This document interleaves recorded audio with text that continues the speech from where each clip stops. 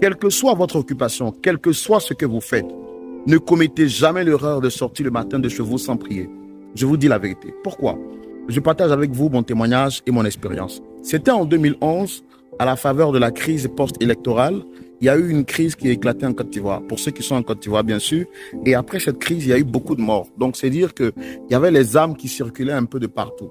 Alors moi, alors qu'il y a eu juste une accalmie, moi je partais à l'école parce que j'étais en examen et il fallait donc que je puisse aller donc préparer l'examen. J'arrive et pendant que j'étais en train de partir, je sors de la maison et j'avais oublié de prier en fait parce que je partais prendre l'express et j'étais vraiment pressé. Il fallait que j'arrive rapidement au point de rassemblement pour emprunter, ne pas manquer l'express. Et donc, quand je suis arrivé, avant même que je n'arrive, pendant que j'étais en train de partir, j'entends en moi une voix qui me dit « Tu as oublié de prier, retourne à la maison prier ». J'avais déjà fait 100 mètres, j'étais en retard.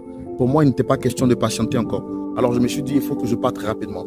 Pendant que j'étais en train de partir, la voix insistait jusqu'à 3 reprises.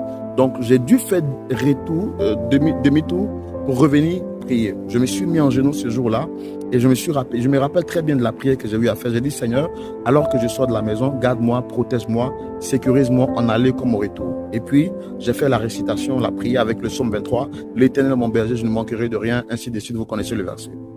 Et donc, quand je retourne sur le chemin, après avoir fait environ 2 km, parce que je marchais un peu très loin pour emprunter l'express, après avoir fait environ 2 km, il fallait maintenant, il y avait la possibilité de prendre le raccourci ou la route normale.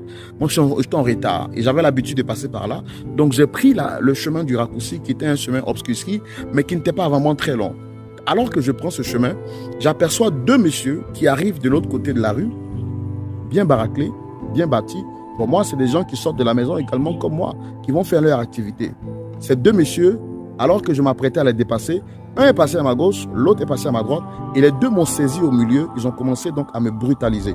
L'un a mis la main dans ma poche, il a arraché tout ce que j'avais. J'avais 10 500 francs, il a pris le billet de 10 000, il a laissé le billet de 500, et l'autre il a pris également mon portable. Et à la suite, ils m'ont demandé, donne-moi tout ce que tu as. Je leur ai dit, vous m'avez déjà tout pris ce que j'ai. Je n'ai plus d'autres choses sur moi, à part ce que vous aviez. Alors il m'a demandé, où est-ce que tu vas? Je dis, je vais à l'école. Il dit, qu'est-ce que tu trouves que tu vas? J'ai dit, voici ma cravate, je suis étudiant, et voici mon sac. Alors ils ont commencé à me brutaliser pour me tirer, pour m'emmener dans un endroit plus noir. J'ai dit, mais vous partez où avec moi?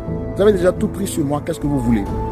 Et là, c'est là maintenant que l'autre va lui dire, écoute, le jeune homme, là, il a déjà vu notre visage, il faut qu'on finisse avec lui. J'ai dit, mais attends, je vous ai fait quoi? Vous avez tout pris ce que j'avais sur moi, pourquoi vous voulez encore finir avec moi? Il dit non, il n'est pas question qu'on te laisse en vie. Le gars lui dit, finissons avec lui parce qu'il a déjà pris, il a déjà